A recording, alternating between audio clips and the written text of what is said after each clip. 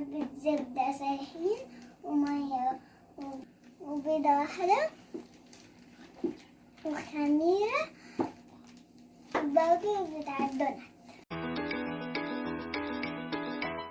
دلوقتي هنحط الفانيليا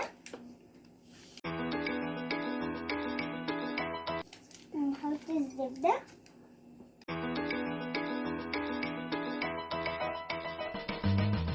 ونقلبهم.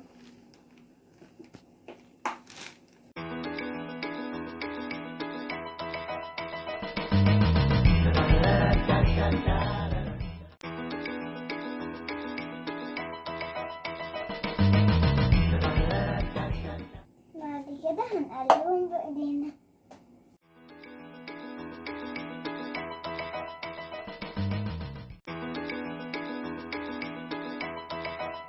شفتوا بقى الخميرة خلت العجينة تبقى كبيرة.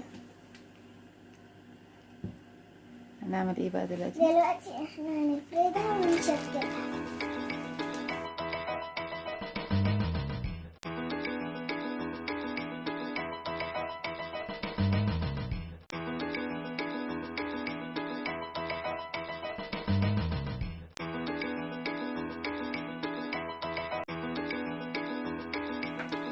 دلوقتي بعد ما احنا قطعناها كده هنقليها في الزيت.